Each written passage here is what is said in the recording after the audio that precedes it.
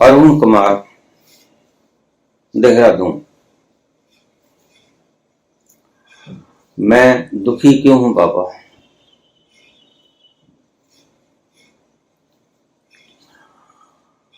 बहुत वर्षों से मैं दुखी हूं। कृपया कारण बताइए।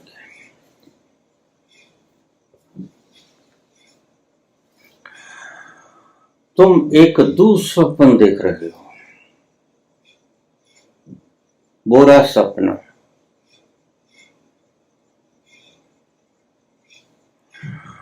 और सभी सपने बुरे होते हैं। ये आपको जानकर बड़ा आश्चर्य होगा, क्योंकि भ्रांतियां सभी गलत होती हैं। अगर आपको भ्रांति है कि मैं दरिद्र हूं, कंगाल हूं, तो भी भ्रांति है। और अगर आपको भ्रांति है कि मैं चीफ मिनिस्टर हूं, मैं प्राइम मिनिस्टर हूं, तो ये भी आपको भ्रांति है। तुम गूढ़ निद्रा में सोए हो, ऐसी गूढ़ निद्रा कि उससे तुम्हें कोई जगाने वाला भी नहीं है आसपास, क्योंकि सभी सोए सोए हैं। कोई जागा होगा तो ही तुम्हें जगाएगा, लेकिन तुम्हारे आसपास सभी सोए हुए हैं। यह सोए हुओं का संसार है, और तुम भी सोए हुए हो, और सभी गहरी नींद में सोए हो। गहन सुसुप्ति के भीतर तुम सभी मगन।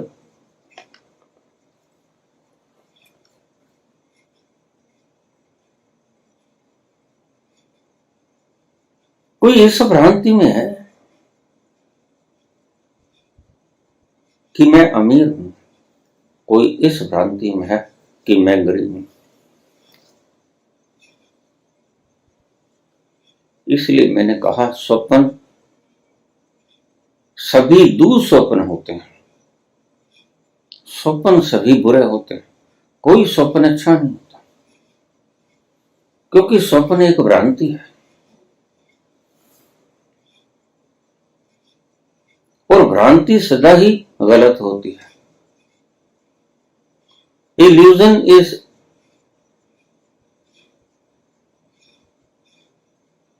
Ever wrong. भ्रांति सदा ही गलत है।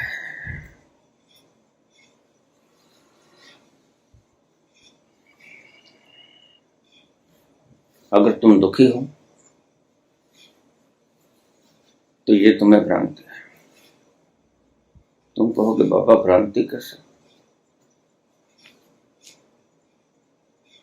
ये इतना बोझ है दिमाग पर, इतनी संसार में समस्याएं हैं, इतना लेन देन है, इतना कर्ज फर्ज गर्ज है, ये भ्रांति कैसे?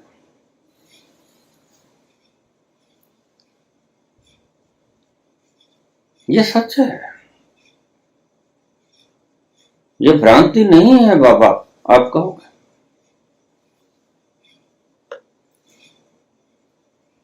वो जो राजगद्दी पे बैठा है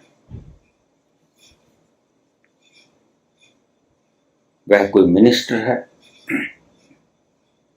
कोई धन्ना सेठ है, कोई 1 नंबर 2 नंबर का सेठ है, कोई इंडस्ट्रियलिस्ट है, कोई पीएम सीएम है, वह भी भ्रांति है। दोनों ही भ्रांति है, क्योंकि स्वप्न सदा भ्रांति देते हैं, और भ्रांति सदा ही ऑलवेज रॉन्ग, गलत होती है।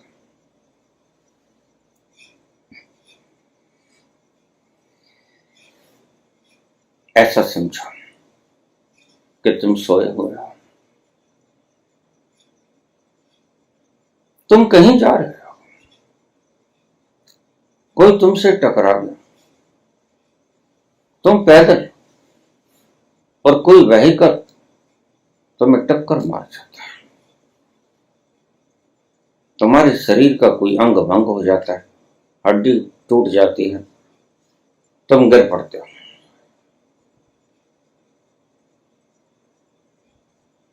तुम चिल्ला रहे हो, लेकिन तुम्हें कोई उठाने वाला नहीं, तुम्हें दर्द हो रहा है, तकलीफ हो रही, और तुम चिल्लाए चले जाते हो और लोग वहां से गुजरे चले जाते हैं, कोई ठहरने को तैयार नहीं, कोई तुम्हें उठाने को तैयार नहीं, कोई रुकता नहीं, और तुम्हारी टांग टूट गई है, तुम्हारे हाथ टूट गया है, कोई तुम्हें टक्कर दे गया है, कोई वाहन तुम्हें टक्कर मार गया है, तुम चिल्ला रहे हो, कोई मेरी सहायता करे, मुझे अस्पताल ले जाओ।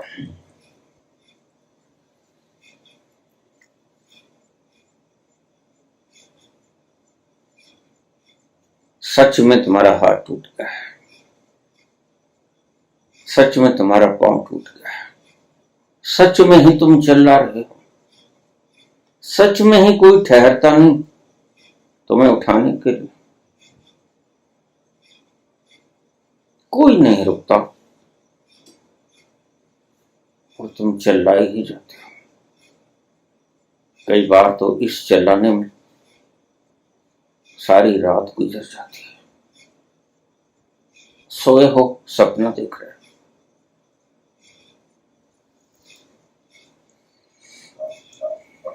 और अचानक से सुबह तुम्हारी आंख खुल जाती है, या तुम सोए सोए चिल्लाने लगते हो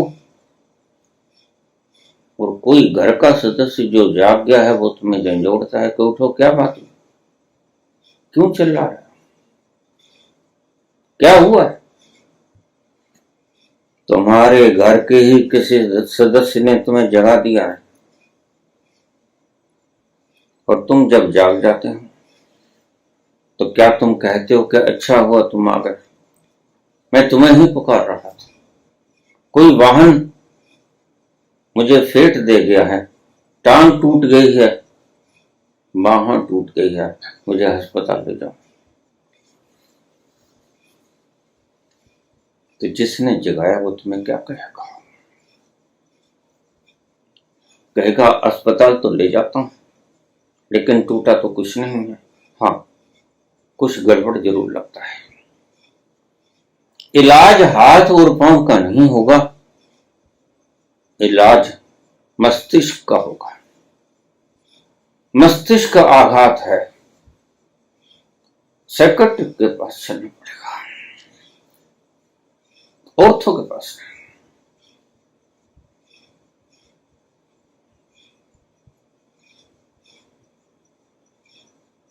लेकिन शुक्र है कि जागने के बाद तुम ये कहते ना, हालांकि लोग मुझसे पूछ लेते हैं, बाबा क्या समाधि के बाद भी ये तकलीफें तंग करती हैं, क्या ये रोग, ये शोक, ये दुख, ये संताप, ये नफे, ये नुकसान, ये जीवन, ये मौत, ये सुख दुख देती हैं। बस ये वैसे ही सवाल, जैसे जगाने वाले से तुम पूछो कि मैं तो पुकार ही रहा था, भला हुआ तुम आ गए, लेकिन तुम ऐसा कहते नहीं, तुम जाग जाते हो और वो जगाने वाला पूछता है क्या बात हुई, क्यों चिल्ला रहे थे, तो तुम गहरी सांस भर के कहते हो, ओह यह तो एक दुस्वप्न था, सपना था जो टूट गया।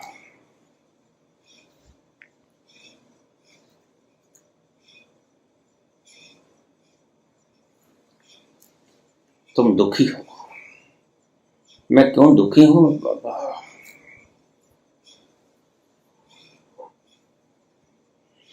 तुम ऐसे ही दुखी हो।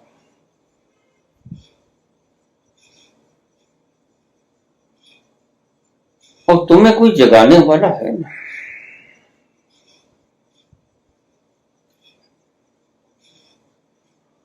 और जब तुम्हारी निद्रा भंग हो जाएगी तो तुम्हारा दुख फौरन तिरोहित हो जाएगा, फिर तुम चिल्लाओगे।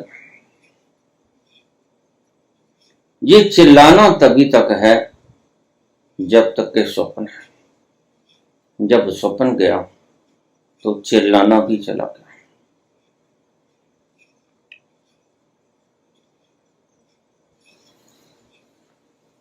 सारा संसार एक दूह स्वप्न में चल रहा। पागलों की भीड़ है, सोए हुओं की भीड़ है, और सोए हुए हूं को गीता ज्ञान दे रहे हैं। नहीं, तुम न मरते हो न जन्मते हो। मैं मेरे नाना के पास बैठा करता था, क्योंकि मां तो मायके जाती थी तो साथ में हम भी जाते थे। तो मेरे नाना के पास सारे गांव में अकेला व्यक्ति था जो पढ़ा लिखा था, जो पढ़ लिख सकता था। तो अखबार आता, थोड़ा देरी से आता, क्योंकि एक अकेला अखबार ही आता था उसके पास। वही पढ़ना लिखना जानता था, बाकी सभी अनपढ़ थे। तो सुबह सुबह लोग बाग इकट्ठे हो जाते, बैठ जाते। दादा, आज की कोई ताजा खबर? तो मेरे नाना खबर सुनाने लगते और वो झुंड इकट्ठा हो जाता। ठहर जाओ, अभी सभी को आ जाने दो। पर दो दो बार मुझसे नहीं सुनाया जाता। सभी आ जाते। दादा बताओ क्या खबर है? तो जो कुछ भी वो आता उसके मन में वही बोलते जाता। एक हिरण ने शेर को मार दिया। हिरण शेर को खा गया मार के। मैंने नाना के कान में कहा, नाना ये तो लिखा ही नहीं। नाना मुझे कहता, तू चुप कर। जब सुनने वाले सुनने को तैयार हैं, तू अंदर जा।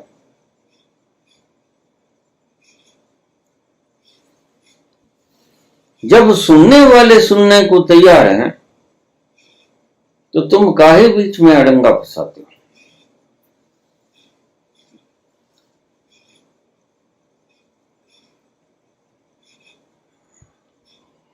अंधे अंधों को समझा रहे हैं,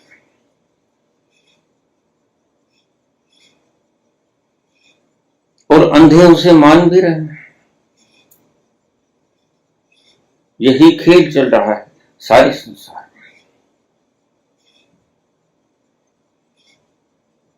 तुम एक दुह स्वप्न ले रहा हो, और मैंने कहा स्वप्न सदा ही दुस्वप्न होते हैं, बुरे होते हैं। अच्छा सपना होता है, क्योंकि सारे सपने एक भ्रम है। चाहे सपने में तुम माशूका या आशिक के साथ बैठे हो, लुत्फ ले रहे हो, सुगंधित उद्यान के भीतर प्यार की बातें कर रहे हो, इजहार कर रहे हो।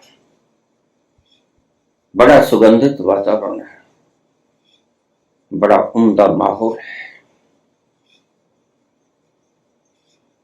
बड़ा सुंदर सपना है।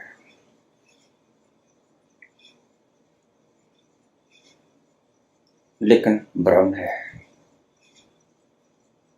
कोई बाग नहीं, कोई माशूका नहीं, कोई आशिक नहीं। सभी सपने भ्रम में डालते हैं, इसीलिए दुह स्वप्न होते हैं।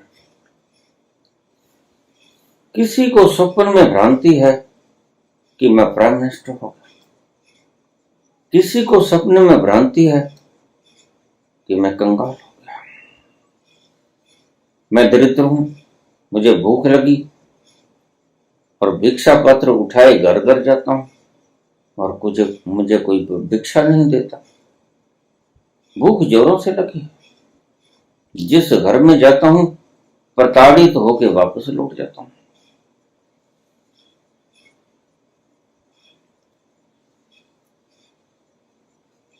बाबा मैं दुखी क्यों?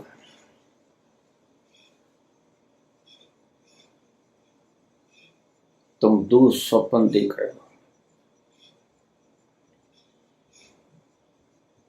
और तुम्हें सपनों से जगाने वाला कोई नहीं। वरन जिन्हें तुम जगाने वाले समझते हो वो तुम्हारे सपनों की गहरी सुषुप्ति को और गहरी में बदल देते हैं। वो तुम्हें और क्लोरोफिल सुंघा देता है। पहले से ही तुम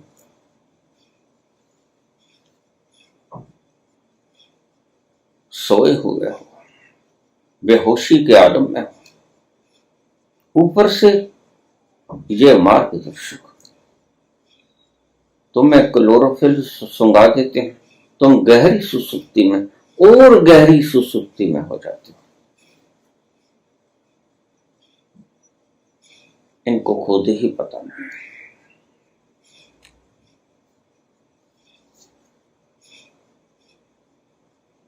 यह नाचना, ये गाना, अभी कल एक मित्र ने पूछा कि बाबा इस्कॉन के बारे में आप कभी नहीं बोले।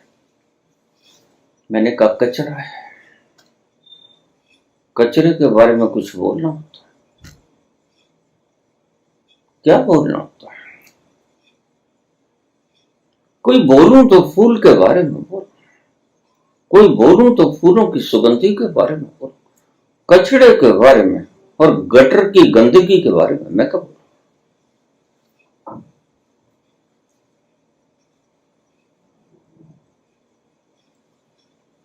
ये नाचते हैं, लेकिन काश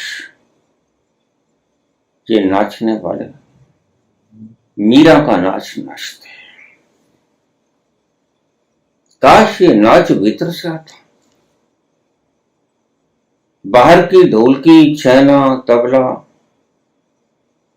हारमोनियम, इनके संगीतों के सुरों के ऊपर पांव न थिरकते, भीतर से उठती उमंग और वो लहरें तुम्हारे पांव को थिरकने पे मजबूर कर देती।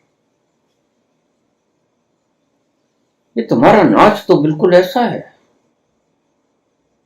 जैसे किसने अपने बच्चे की शादी के भीतर सामूहिक रात्रि भोज रखा हो। तुम भी जाते हो, बड़े सुंदर वस्त्र पहन कर जाते हो और वहां अक्सर एक ही डांस चलता है। आपको पता है कौन सा चलता है? नागिन डांस। एक व्यक्ति रुमाल ले लेता है, दूसरा व्यक्ति एक सपेरा बन जाता है, एक नीचे सांप बन जाता है और वो जो दृश्य आपको दिखलाते हैं वो महज एक दिखावा होता है। दोनों के भीतर नाच भीतर से नहीं आता, दोनों एक्टिंग कर रहे हैं। ऐसी ही एक्टिंग तुम कर रहे हो, ऐसा ही नाच ये इस्कॉन वाले नाच रहे हैं। इनको अपने भीतर उतरना चाहिए। नाचना बुरा नहीं, नृत्य पैदा होना चाहिए। मैं इस पक्ष में, सारी धरा नाचे, सामूहिक नाचे, लेकिन नाचने का कारण होना चाहिए। नाचने का कारण होना चाहिए वो प्रेमी जो तुम्हें कह के गया था कि मैं आऊंगा, वो आ गया, मिलन हो गया। मिलन के इस क्षण से सफुरना उठे, प्रेम की लहरें उठें और तुम्हारे पांव नाचने लग जाए। पांव में घुंघरू बंधा और तुम नाचे, लेकिन उसका कारण तुम अकारण नाचते हो। ये इस्कॉन हो या ये देवियां हो, किशोरियां हो, इनका नाच मुजरे की नाचों के समान ही नाच है।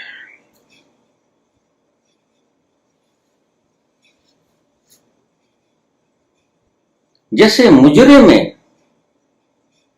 नृत्यंगनाएं नाचती हैं, वैसे ही ये नाचती हैं। क्यों? क्योंकि पैसा लेकर नाचती हैं। इनकी व्यवस्थित फीसेस होती हैं। मेरे पांव में घुंघरू बताते तो फिर मेरी चाल देख ले।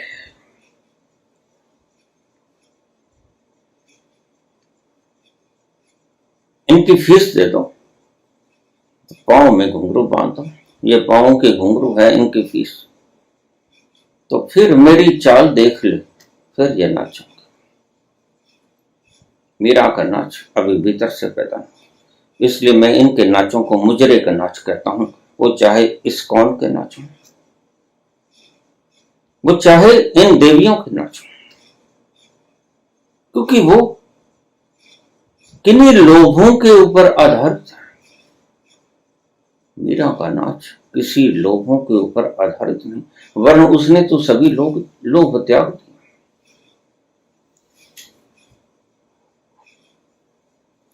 ये नाच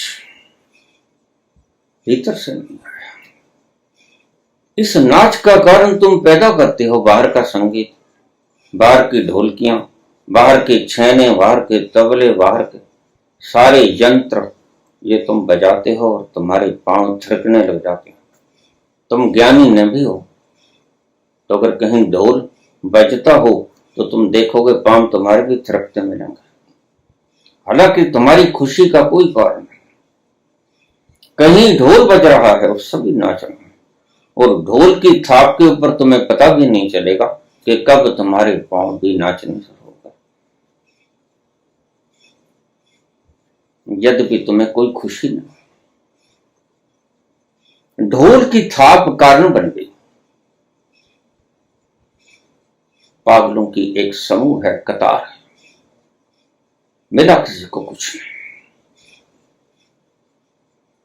किसी मूर्ख ने इसका आगाज किया हुआ,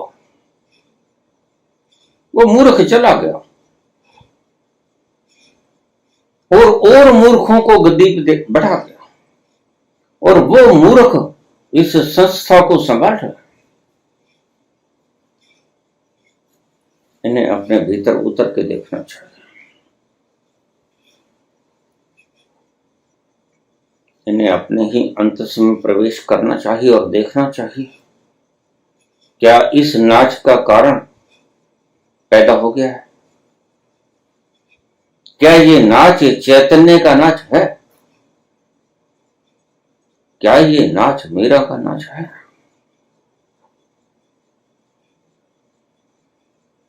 तो इनको जवाब अपने ही भीतर से मिल जाएगा। किसी को 100 करोड़ रुपए का मुआवजा राशि क्लेम करने की आवश्यकता नहीं। तुम सच में नकली हो, और ये तुम्हारी आत्मा से बेहतर कौन जानता है। तुम जरा उतरो अपने भीतर, खंगालो अपने भीतर। नाच का कारण पैदा हुआ, नाच का कारण पैदा होता है तो पैरों में घुंघरू बांधने नहीं पड़ता, बंध जाता है और नाचना नहीं पड़ता। नाच उस खुशी के कारण आता है जो कारण पैदा हुआ है। वह कारण तुम्हारे नाचने का कारण बन जाता है। वह कारण क्या है?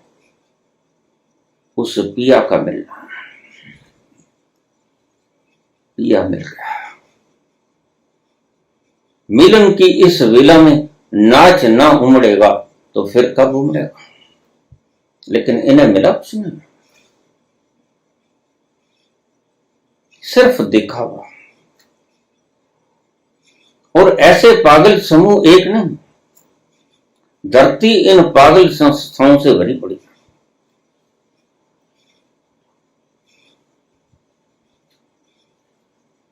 थोड़ा भीतर उतर, कारण पैदा हुआ ये जांच लो और तुम पाओगे कि नाचने का कोई भी तो कारण नहीं। कोई मदहोशी का आलम नहीं आया, कोई खुमारी में तुम्हारी सुरती समाई नहीं, कोई आनंद में वो तीर्थ नहीं दिखा, कोई फूलों के उद्यान की खुशबू तुम्हारे नासापुटों को छुई नहीं। प्रेमी का ओर छोर पता नहीं, वो कहां है, कैसा है, तुम्हें कुछ मालूम नहीं। बस कोई सिर फिरा, तुम्हें कह गया और भजन गायन ही इनका मिलन है। मुझे कल ही किसी ने प्रश्न पूछा था, बाबा आप कहते हो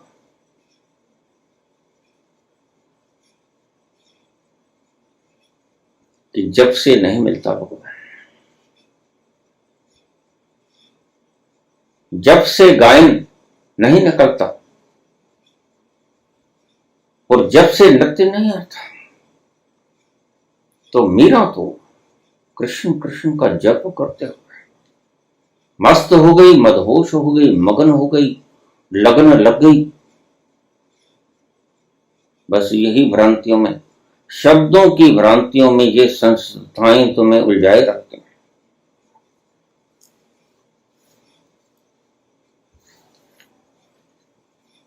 यह नकली नाच है। जैसा तुमने कोई खुशी की पार्टीज के अंदर नागन करते, डांस करते लोग देखे, बस उसी तरह का महज दिखावा। इसमें कला तो हो सकती है, मस्ती नहीं हो सकती, आनंद नहीं हो सकता।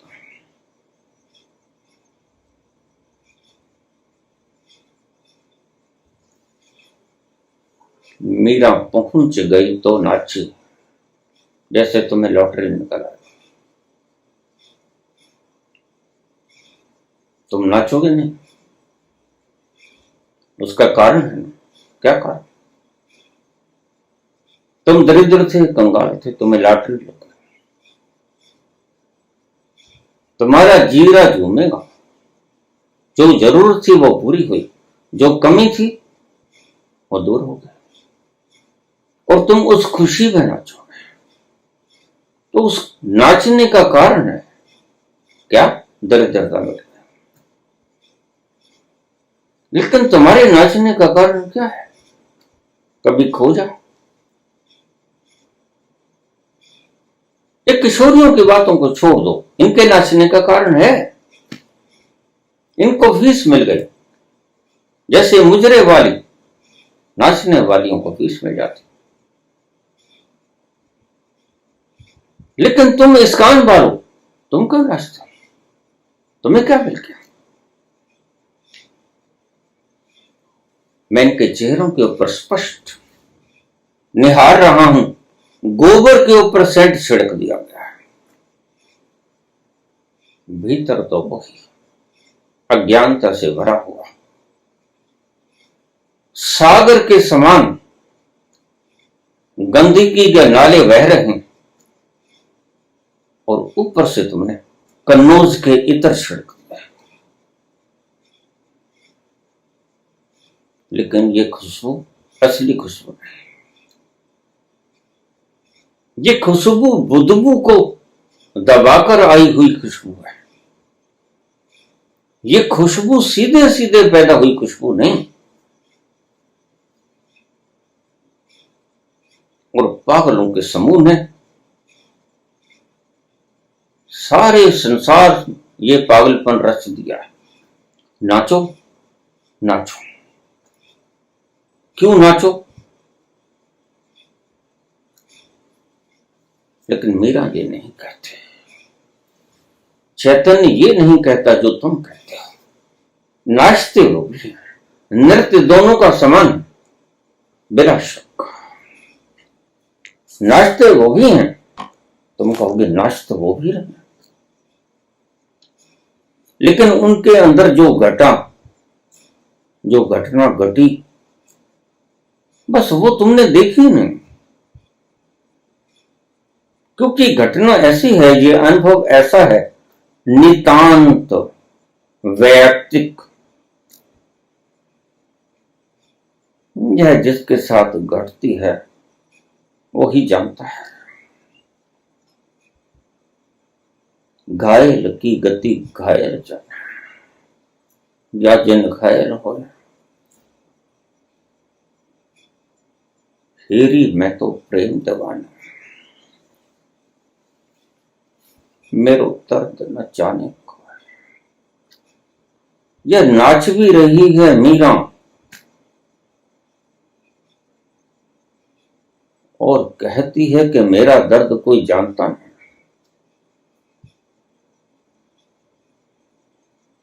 मेरे भीतर जो विरहा की अग्नि जल रही है वो कोई जानता नहीं।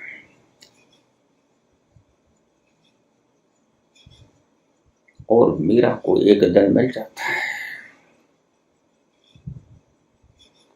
क्योंकि मीरा किसी वस्तु की गुलाम नहीं। मीरा ने सभी वस्तुओं को त्याग दिया है।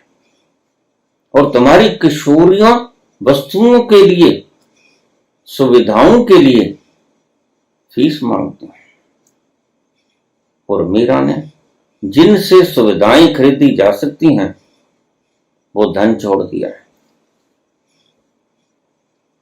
दोनों का नाच बराबर लगेगा तुम्हें। हो सकता है ये नर्तनगणाएं ज्यादा शुद्ध कलाकारी के साथ नाचें। इनकी दिन दिन ताता के अंदर एक तालमेल होगा, सुर भी होगा, ताल भी होगा, लेकिन मस्ती का जुनून ना होगा। वो खुमारी की मदहोशी ना होगी, वो रुआ रुआ उसके आलम में डूबा ना होगा, वो रस आस्वादन से झूम ना रही होंगी, नाचेंगी। तुम सिर्फ बाहर के शरीर को टेढ़ मेढ़ करते हुए देखो, उनके भीतर क्या चल रहा है ये नहीं देखो। वो क्यों नाची ये नहीं देखोगे। तुम ये भी नहीं देखोगे कि मीरा क्यों नाची। तुम ये भी नहीं देखोगे कि ये प्रवचन करते क्यों नाची।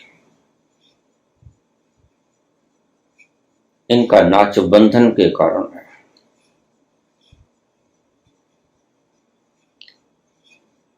मुआवजा लिया है, पगार ली है, फीस ली है, नाचना पड़ेगा। कुछ न कुछ तो दिखाओगे। तुम मौन बैठ नहीं सकते, लेकिन मीरा को कोई बंधन नहीं है। मीरा किसी से मुआवजा नहीं मांगती। मीरा तो सभी मुआवजे छोड़ आती है। मीरा तो महलों की रानी है। मीरा सभी सुविधाओं को छोड़कर सड़कों के ऊपर नंगे पांव दौड़ पड़ती है। उसके नाच में और तुम्हारे नाच में जमीन आसमान का फर्क है।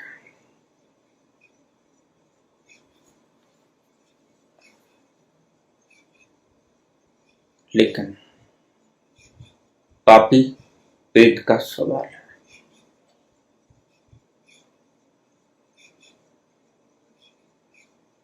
तो आप कहोगे इस कौन वाले क्यों नाचते?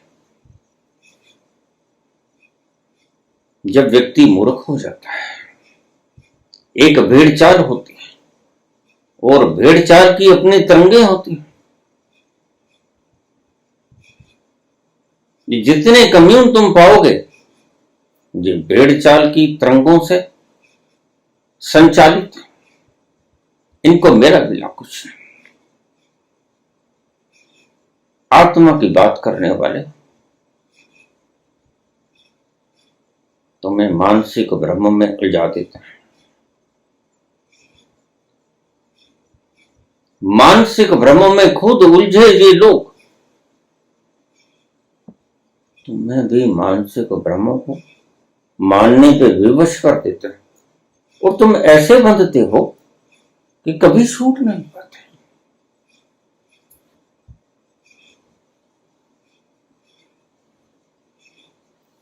बहुत जन्म बीते मेरे माधो, ऐ जन्म तुम्हारे लेखे हैं। समझ जाओ बहुत देर हो गई, जाग जाओ।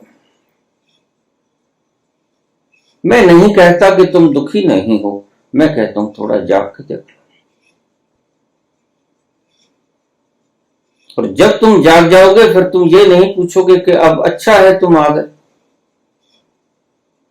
मैं कब से चिल्ला रहा था, मुझे कोई वाहन टक्कर मार गया, बांह टूट गई, पांव की हड्डी टूट गई, कब से पुकार रहा था, दर्द से बेहाल हूं, मुझे हॉस्पिटल ले चलो।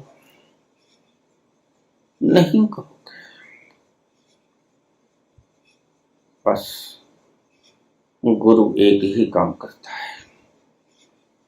गुरु तुम्हें कोई रास्ता नहीं बताता। ये नाच वाच, ये तरीके, ये 5 नाम, ये 2 नाम, ये सहस्र नाम, सब तरीके हैं, सब विधियां हैं। ये विज्ञान भैरव तंत्र, सब विधियां, ये 28 तरह की विधियां, सब विधियां। अभी कल ही किसी का मेरे पास कमेंट है कि बाबा 28 इकट्ठी नहीं, एक एक करके जो आपको ठीक लगे वो करनी है। मैंने कहा यही तो मुसीबत है बेटा, ये 28 हैं, तुम्हें क्या पता लगेगा कि तुम्हारे काम की कौन सी है। हाउ यू विल चूज, तुम तो अपने दिमाग से ही चूज करोगे।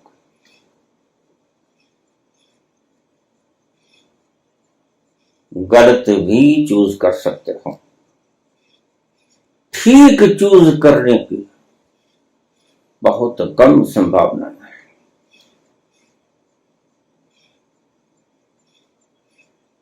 गुरु बड़ा अनुभवी है। गुरु तुम्हें सही तुम्हारे मुताबिक, जैसे डॉक्टर डायरेक्शन करता है ऐसे तुम इलाज अपना घर भी कर सकते थे, लेकिन डॉक्टर के पास जाते क्यों? बस ये कुछ ही तरह के बुखार होते हैं, कोई कंपकपी चढ़ के हो गया, कोई टाइफाइड हो गया, कोई निमोनिया हो गया, कोई इन्फ्लुएंजा हो गया, कोई फ्लू हो गया, कोई कोरोना हो गया, कोई डेंगू हो गया। ये कुछ ही तरह के बुखार होते हैं, लेकिन फिर तुम डॉक्टर के पास क्यों जाते? क्योंकि डॉक्टर महारथी है। डॉक्टर देखेगा, इलाज करवाएगा कि विडाल टेस्ट करवा लो और डेंगू का टेस्ट करवा लो, आपके सभी टेस्ट करा लूं, पता चल जाए कि बुखार है क्यों। बुखार कोई अपने में बीमारी नहीं होती, बुखार तो जस्ट अलार्म, तुम्हें चेतावनी देता है शरीर कि कहीं कहीं कोई गड़बड़ है। ये तुम ढूंढो कि गड़बड़ है कहां, लेकिन है गड़बड़। और उस गड़बड़ को देखेगा कौन? उस गड़बड़ को पहचानेगा कौन? डॉक्टर। डॉक्टर देखेगा, बुखार का कारण देखेगा, डायग्नोसिस करेगा और उसके बाद ट्रीटमेंट करेगा। क्या है कारण? क्या तुम वास्तव में दुखी हो?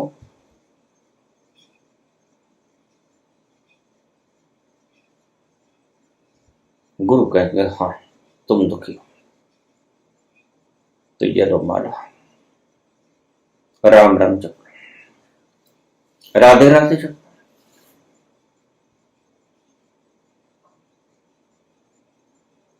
थोड़ा नाच लिया करो, थोड़ा गा लिया करो।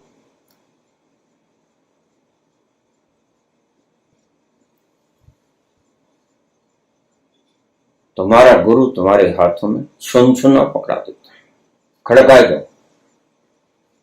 और ये छुनछुना ऐसा कि कभी बजने से हटता ही।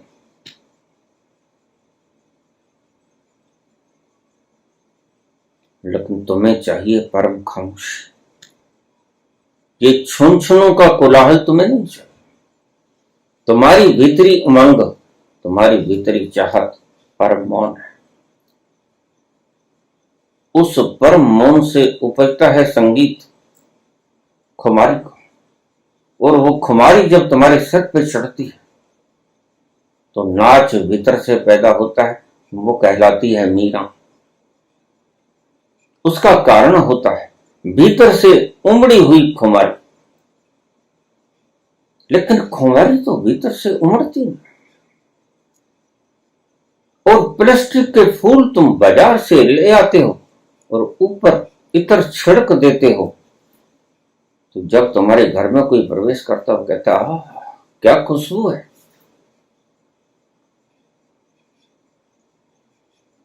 लेकिन काश तुम्हें पता होता कि यह जो मैं इतनी दूर से अपना वक्त और अपनी शक्ति को व्यय करने आया हूं, यह बस वैसा ही है जैसा मनोरंजन करने के लिए आप किसी सफेद स्क्रीन के सामने सिनेमा हॉल में बैठे फिल्म देख रहे हैं। इससे ज्यादा कुछ नहीं, भ्रांति है। फिल्म भी एक भ्रांति है। ऐसा ही इन नृत्यांगनाओं का नृत्य भी भ्रांति है। बना श्वेत स्क्रीन के ऊपर कोई नाच रहा, कोई गा रहा, कोई प्रेम कर रहा, कोई कत्लो गारत कर रहा, कोई चोरी कर रहा, कोई दान कर रहा, वो सच होता है? मात्र पर्दे के ऊपर उठी गई लकीरें होती हैं, रंगदार, और उसमें ही तुम 2 घंटे उलझे रहते। बस इसी तरह तुम स्वप्न में उलझे हो। ये स्वप्न थोड़ा लंबा है, बरसों से चल रहा है, बरसों तक चलेगा, जब तक कि तुम्हारी आंख न खुल जाए तुम्हें कोई आंख खोलने वाला चाहिए।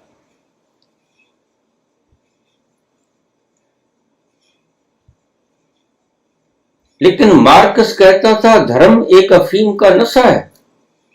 ठीक कहता था, लेकिन इन्होंने धर्म के नशे को भी, अफीम के नशे को भी व्यापार में डाल दिया। ये कभी मत सोचना भूल के भी कि ये नाचने वाली नृत्यांगनाएं कि नाचने का कारण क्या है, वजह क्या है। 2 ही वजहें, या तो इन्हें कुछ मिल गया है जैसे मीरा को मिल गया, या तो इन्हें किसी ने गुमराह कर दिया है। बस ये 2 ही कारण। या तो तुम्हें कोई भीतर से जलना फूटा है मस्ती का, और वह कारण है, कारण के बिना तो काम होता है। या कारण है कि किसी ने, दुष्ट ने आपको गुमराह कर दिया है, लेकिन आज जब मैं संसार में देखता हूं तो मैं पाता हूं कि दुष्टों के द्वारा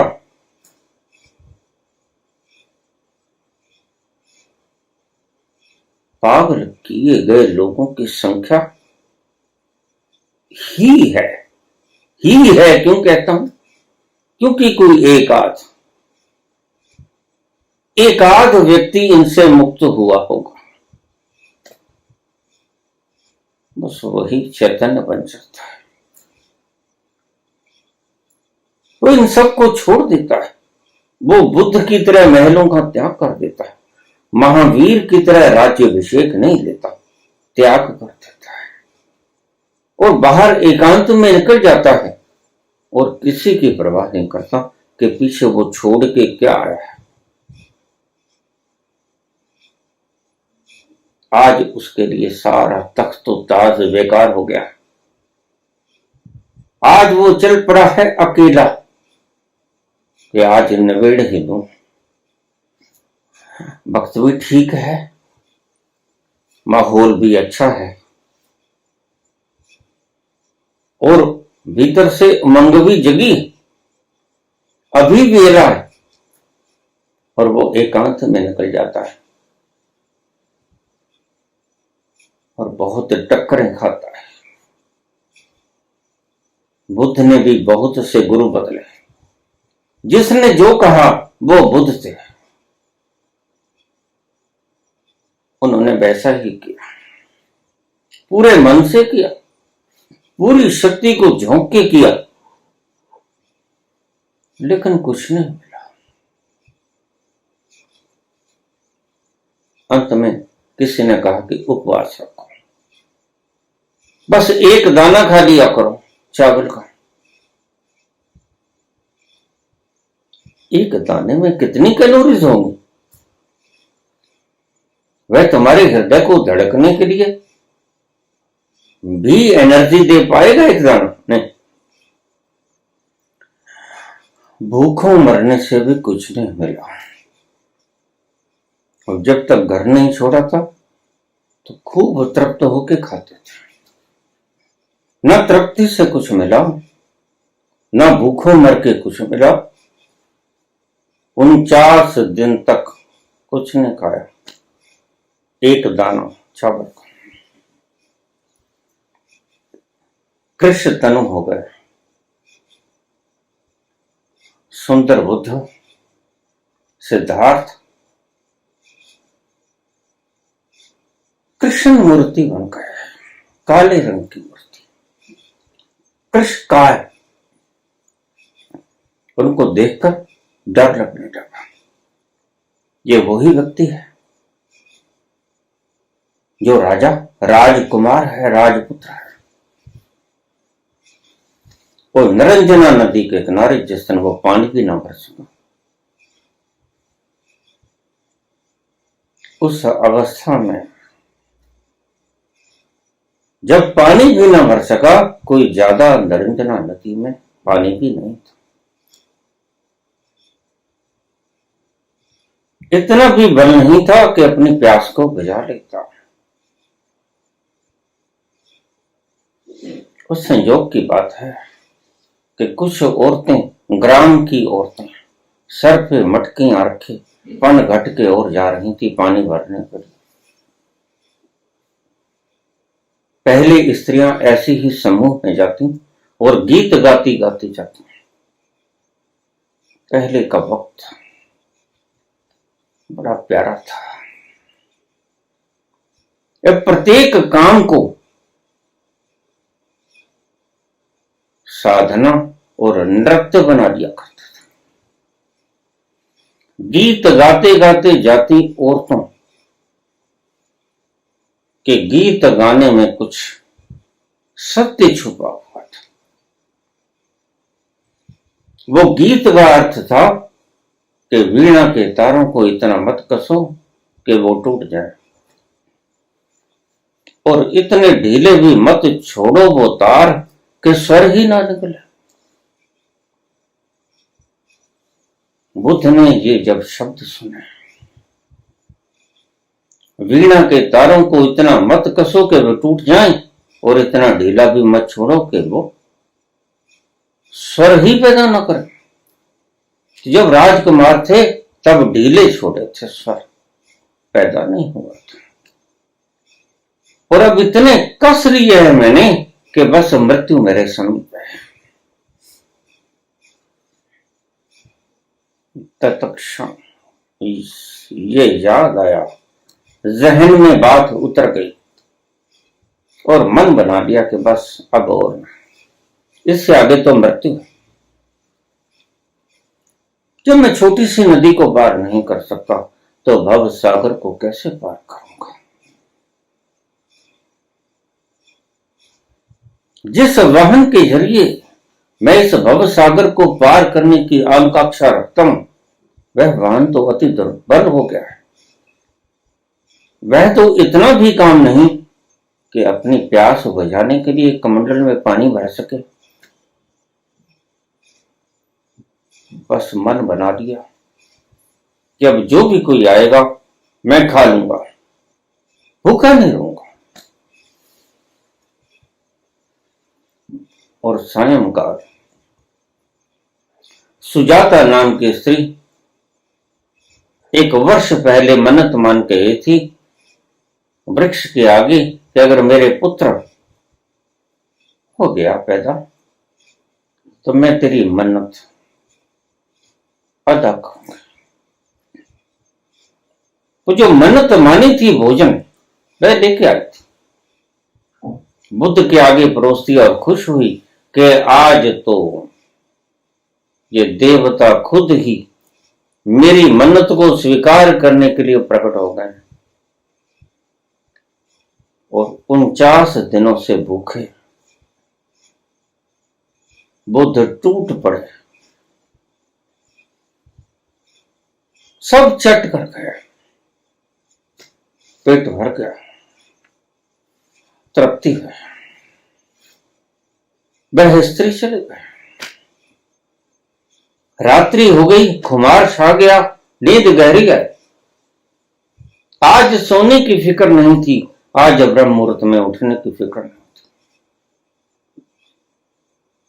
सब फिक्र छोड़ दिए गए, अब कुछ नहीं करना है। ये शब्द बड़े कीमती हैं, इन्हें आप सर्कल के अंदर रखें। अब कुछ नहीं करना, अब कोई साधना भी नहीं करनी है और कुछ पाना नहीं है, कुछ करना नहीं है। अगर ये सूत्र तुम पल्ले बांध लो तो किसी धर्म, किसी संप्रदाय, किसी विधि की तुम्हें जरूरत नहीं पड़ेगी। ये स्वर्णिम शब्द है उस परम आनंद तक पहुंचने का। कुछ करना नहीं है, कुछ पाना नहीं है। ये 2 शब्द अगर तुम लिख लो अपने हृदय पे और हृदय की अतल गहराइयों में उतर जाने दो इन बातों को, तो मंजिल दूर नहीं है। वस्तुतः तो मंजिल तुम ही हो, तुम ही तुम्हारी मंजिल। भटक गए, सपने में लोग भटक ही जाया करते हैं, स्वाभाविक है। और भटकते भटकते बड़ी दूर निकल गए, सारी रात्रि का स्वप्न। रात भर भटक भटक के, दौड़ दौड़ के तुम हांफ गए, पल्ले कुछ नहीं पड़ा। भटकन के सिवा और जगाने वाला कोई है नहीं।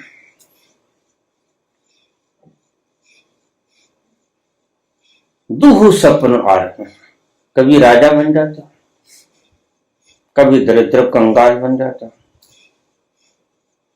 और राजा के साथ भी कभी आइडेंटिफाई हो जाते हो, क्लिंग हो जाते हो, और कभी कंगाल के साथ भी क्लिंग हो जाते हो। तुम्हारी चिपकाहटें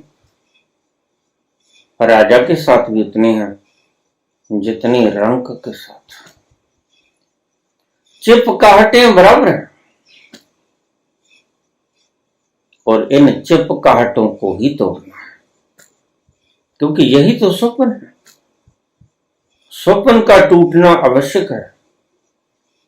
जैसे ही स्वप्न टूटेगा तुम्हारी आंख खुलेगी तो फिर ना तुम्हारी टांग टूटी थी,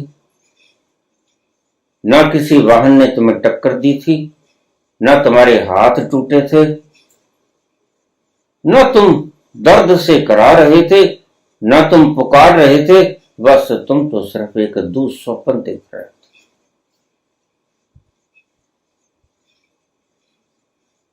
यह स्वप्न टूटना चाहिए।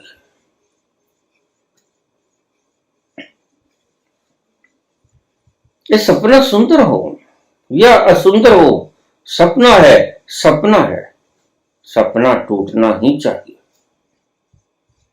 सपने में तुम राजा हो तो भी टूटना चाहिए, क्योंकि सपना तुम्हें भ्रांति देता है। सपने में तुम रोगी हो या रंक हो, दरिद्र हो, कंगाल हो या दुखी हो, सपना है। सपना टूटना ही चाहिए, क्योंकि सपना एक भ्रांति है, सपना सत्य नहीं। और जिस दिन सपना टूट गया उस दिन तुम पाओगे कि सपने के जितने दुख थे, दारिद्र्य थे, जितने भ्रम थे, वो भी संग ही टूट गए, क्योंकि वो थे ही नहीं, वो भ्रम थे। उनकी कोई होंद नहीं थी, उनका कोई अस्तित्व नहीं था। वह टूट ही जाना चाहिए था। इतनी देर तक बना रहा। हैरानी की बात तो यही है।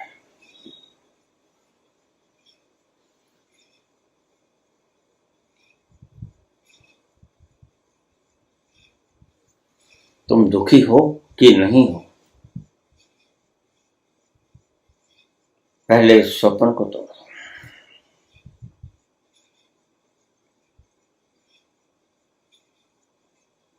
इन नाचने वालों से पूछो कि तुम्हें क्या मिला। ये कहेंगे गुरु का आदेश। ढोलकी बजाओ, सड़कों पे जाओ, नाचो गाओ, मौज करो। शरीर का नाचना तो नाचना नहीं होता।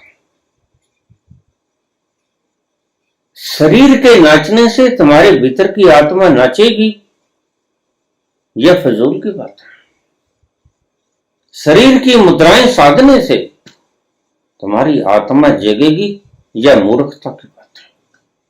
आज कुछ लोग मुद्राएं बना के आनंद को प्राप्त करना चाहते हैं। वो सुख को प्राप्त तो कर सकते हैं, लेकिन आनंद की तो हवा भी उन्हें कभी नहीं लगेगी। सुख मिलेगा, सुख तो इंद्रियों के प्रत्येक भोग में तुम्हें मिलता ही है। जीवा से तुम स्वाद का आनंद लेते हो, सुख लेते हो। प्रत्येक इंद्रियों से स्पर्श का, श्रवण का, दृश्य का तुम स्वाद चखते हो, लेकिन वो स्वाद सुख होता है, आनंद नहीं। आनंद में और सुख में इज नॉट क्वांटिटेटिव डिफरेंस। सुख और आनंद में इस क्वालिटेटिव डिफरेंस, गुणात्मक फर्क है, संख्यात्मक फर्क नहीं है। ऐसा नहीं है कि बहुत ज्यादा सुखी तुम हो जाओगे तो आनंदित हो जाओगे, तुम गलती में। कितने भी ज्यादा सुखी हो जाओ, आनंदित तो नहीं हो पाओगे, क्योंकि खुशी का मात्रा के रूप में बढ़ जाना आनंद में कन्वर्ट नहीं होता।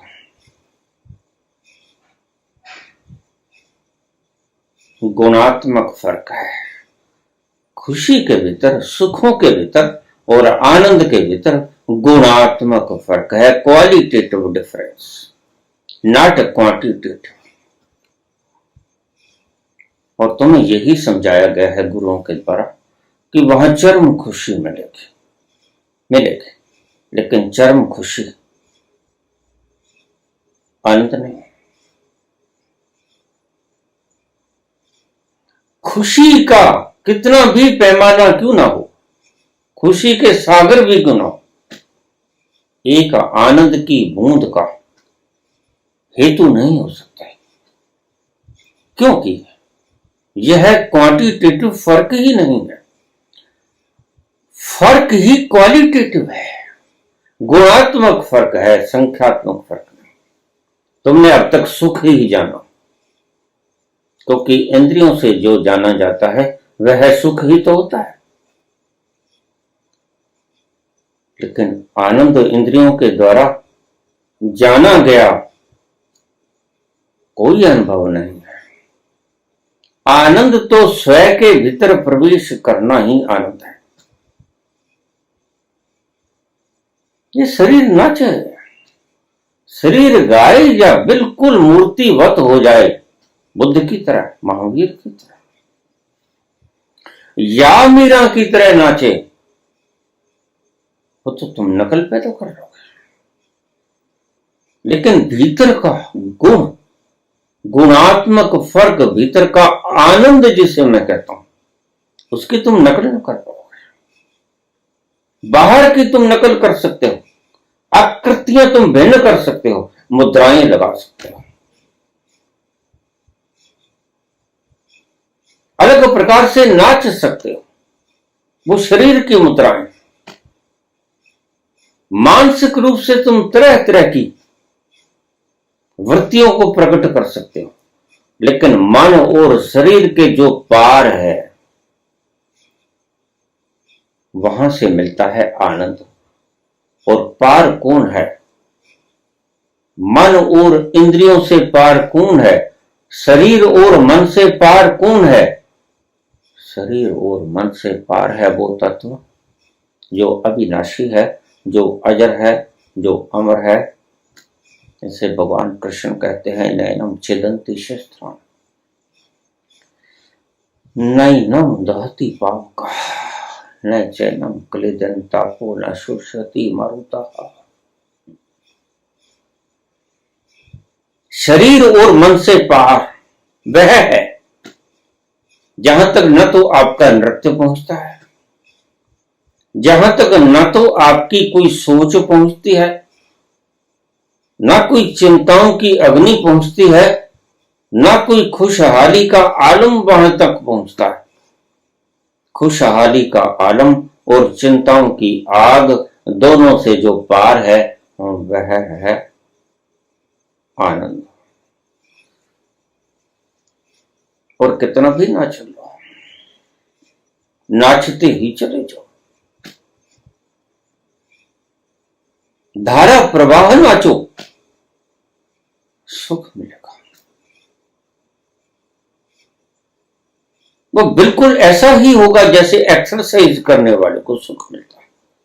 नाचोगे, शरीर हिलेगा, ब्लड का फ्लो बढ़ेगा, सारे ऑर्गन्स को ब्लड ज्यादा मिलेगा और लगेगा कि फ्रेशनेस आ गई। लेकिन तुम गलती में, यह फ्रेशनेस आई है सर्कुलेशन ऑफ ब्लड के ज्यादा होने के कारण। प्रत्येक अंग को खून की मात्रा ज्यादा मिली और तुमने ये समझ लिया कि खुशी मिल गई और ज्यादा खुशी मिल गई। तुम गलती में हो। जो व्यक्ति सहज तरीके से चलता है और जो व्यक्ति दौड़ता है मैराथन की, उसके भीतर तेज गति से खून दौड़ता है। और तुमने कभी दौड़ के नहीं देखा होगा, तुम दौड़ के देखो। सर्कुलेशन ऑफ ब्लड जब बढ़ेगा तो तुम्हारे ब्रेन को ज्यादा मात्रा में खून मिलेगा और तुम्हें ऐसा लगेगा जैसे कुछ एक्स्ट्रा ऑर्डिनरी मिल गया। इसलिए जिन्हें दौड़ने की लत लग जाती है वो बिना दौड़े रह नहीं सकते। उन्हें ऐसा लगता है जैसे कुछ लुट गया। जो एक्सरसाइज करने वाला व्यक्ति वह एक दिन एक्सरसाइज न करे तो उसे ऐसा लगता है जैसे कुछ छिन गया। क्या छिन गया उसे? Circulation of blood. आज दिमाग को या अंग प्रत्यंग को खून की मात्रा ज्यादा मिली नहीं और उस खून की मात्रा को ज्यादा मिलना ही आप खुशी का ज्यादा होना समझ लेते हो, यही मार खा जाते हो। लेकिन कृष्ण को तुम भटका नहीं सकते, कृष्ण को तुम धोखा नहीं दे सकते, कृष्ण को तुम दगा नहीं दे सकते। कृष्ण के साथ ठगी ठोरी चलती नहीं, वह जानते हैं। यह शरीर की सारी संरचनाएं, मन की सारी संरचनाएं आपको खुशी देते हैं, और इनसे पार जो तत्व है, जो आपकी वर्जिश से प्रभावित नहीं होता और जो आपके रेस्ट करने से प्रभावित नहीं होता, जो सम रहता है प्रत्येक परिस्थितियों में, वह है आनंद का स्वामी, वह है आनंद का सागर, जिसमें मस्ती का समुद्र भरा हुआ है। सराबोर उस आनंद, उस खमारी और उस सुगंधी से सदा ही वो बगीचा खुशहाल रहता है। ये तल की बात है, यहां गियर बदलना पड़ता है। तुम शरीर के तल पर नाचते हो, ढोलकी बजाते हो, छैने खड़काते हो, चिमटे बजाते हो, वो उत्तेजना के वशीभूत हुए तुम कह देते हो बड़ा मजा आया।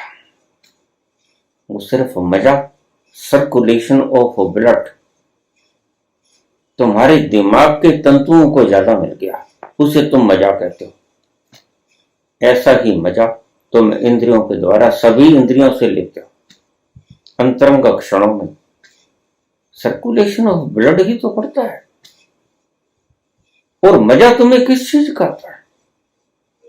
तुम्हारा ब्लड तेज गति से गति करने लगता है, रफ्तार पकड़ जाता है, तुम्हारे ब्रेन को ज्यादा मात्रा में ब्लड मिलता है, तुम्हारे प्रत्येक शरीर के रोम रोम को ज्यादा मात्रा में ब्लड मिलता है, और उसे तुम समझ लेते हो कि बड़ा मजा आ रहा है। ये मजा नहीं, यह तुम भ्रांति पैदा कर रहे हो। इंद्रियों के द्वारा लिया गया प्रत्येक तरह का स्वाद स्टिमुलेशन है, जीवा के द्वारा टेस्ट स्टिमुलेशन, प्रत्येक इंद्रियों के द्वारा दिया गया स्वाद जिसे तुम ऐश कहते हो, ऐश, वह उत्तेजना है। और अपने ही अंतस के भीतर जाकर इन दोनों से परे, दोनों मुकामों से परे, शरीर और आत्मा के मुकाम से परे एक और मुकाम, जिसे कृष्ण बार बार कहते हैं, वासांशी जीर्णानि यथा विहाय नवानि गृह्णाति नरो प्राणि तथा शरीराणि विहाय जीर्णा अनन्यानि संयाति नवानि दे। वह जो एक घर को, टूटे फूटे जीर्ण शीर्ण घर को छोड़कर दूसरे ग्रह में प्रवेश कर जाता, वह कुछ और है। वो आनंद का सागर है, लेकिन शरीर के तल पे वो नहीं मिलेगा, मन के तल पे वो नहीं मिलेगा, बुद्धि के तल पे वो नहीं मिलेगा, बल्कि बुद्धि के तल पे तो वह छिन जाएगा तुमसे। शरीर के तल पर तो वह छिन जाएगा। ये दोनों तलों को छोड़कर इन तलों से पार जाना होगा, जहां तुम स्वयं विद्यमान हो।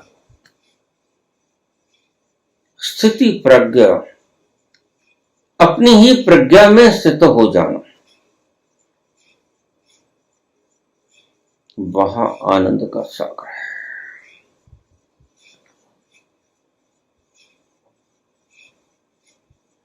वहां जाना है, और वहां जाकर वो किसी की बपोती नहीं, तुम्हें भिक्षा में मिलता है, तुम्हें कोई दान नहीं दे सकता, तुम स्वयं ही हो। कोई तुम पे कृपा करके वो तुम्हें बख्श नहीं देगा। हाँ, तुम अज्ञान में हो, वो तुम अज्ञान में फंसे हुए लोगों को बतला सकता है कि कहां भटक रहे हो। काहे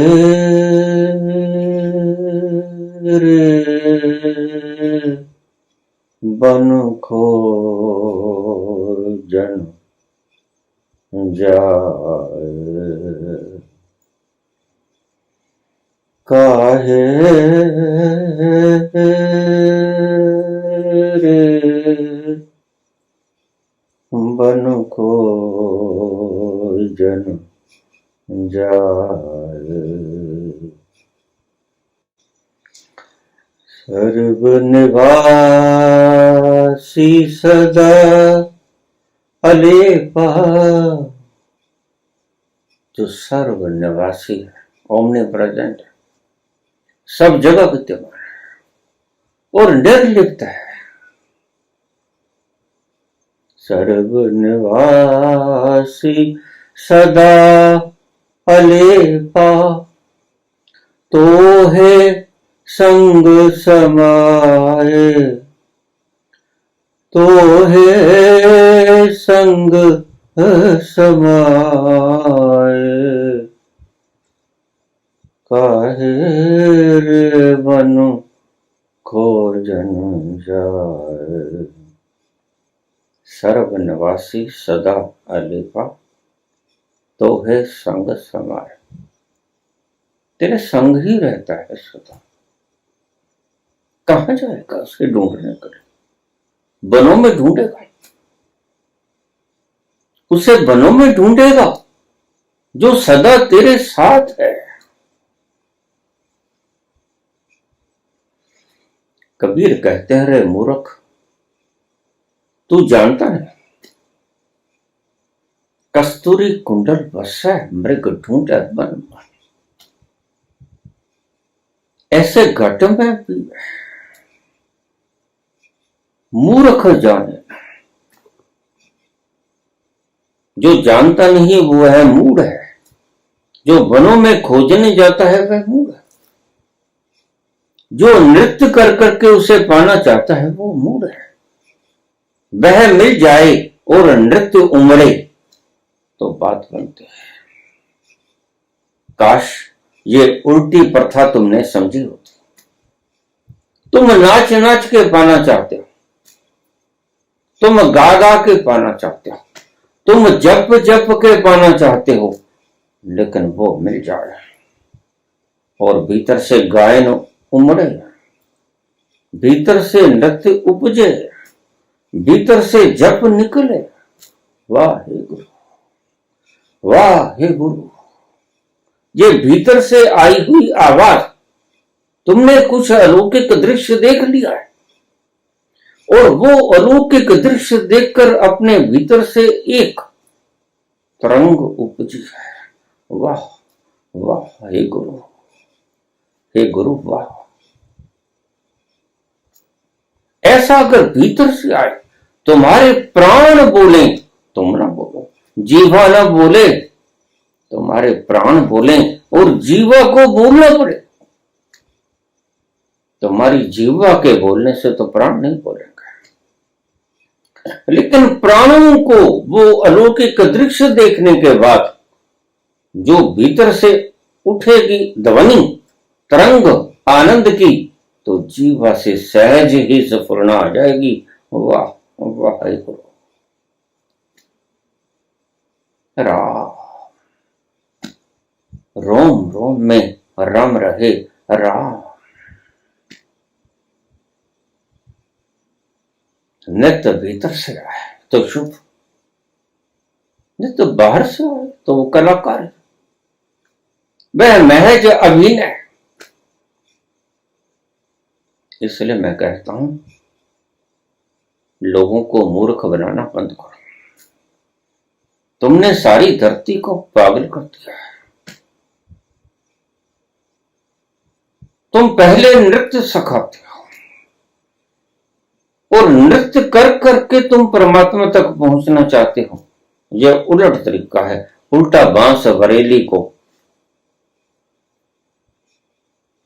यह तो गंगा की धारा गंगोत्री को लूट चली।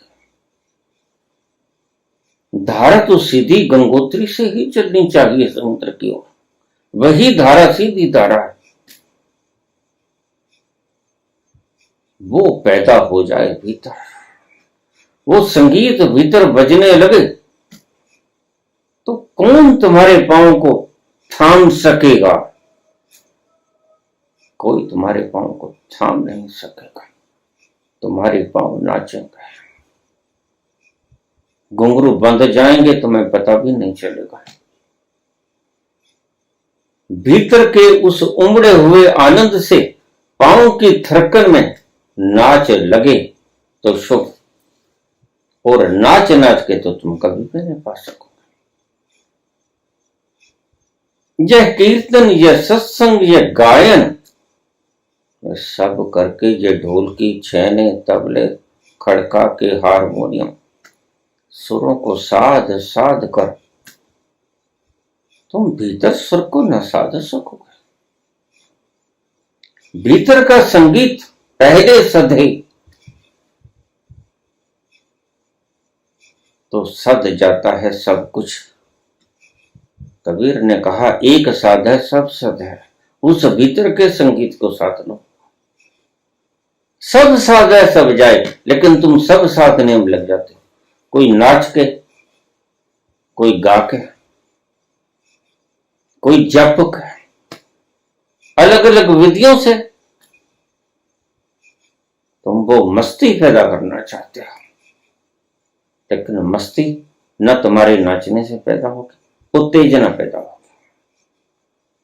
न तुम्हारे गाने से मस्ती पैदा होगी, उत्तेजना पैदा होगी। न तुम्हारे जप से मस्ती पैदा होगी, उन्माद पैदा होगा, मूढ़ता पैदा होगी। तुम जड़ हो जाओगे, थक जाओगे और थक के गिर जाओगे। कितने वर्षों से लोग मेरे पास आते हैं, 40-40 वर्षों से हम नाम ले रहे हैं बाबा, हम जप कर रहे हैं। कोई आनंद की कर्ण छलकी, कोई मदहोशी के आलम में तुम कभी गिरे, कभी मदहोशी का, सुरती का वो आलम, मस्ती का वो उन्माद तुम्हारे भीतर से प्रकट हुआ? नहीं हुआ तो फिर नहीं हुआ, तो छोड़ क्यों नहीं देते? जब नहीं मिला, और ध्यान रखना वो जब मिलेगा ज्यादा देर नहीं लगेगी, वह एक क्षण में मिलेगा। एक क्षण में जिसे मिला, एक क्षण में मिला, वो चाहे बुद्ध हो, वो कबीर हो, वो महावीर हो, वो कोई भी हो, जिसे मिला एक क्षण में मिला, और वो एक क्षण ही तुम्हें बदल जाएगा। तो तुम इन पखंडों को छोड़ो, इन सारे कम्यून्स को छोड़ दो। जब मिलेगा एकांत में मिलेगा, तुम अकेलों को मिलेगा। मौत और संबोधि दोनों को इकट्ठे नहीं आती, अपना अपना मरना होता है और अपनी अपनी ही संबोधि होती है। संबोधि कभी कम्यून में घटित तो हो ही नहीं सकती। मुझे एक भी उदाहरण दे दीजिए कि किसी व्यक्ति को कम्यून के भीतर बैठे बैठे संबोधि लग गई हो, नहीं मिलेगी।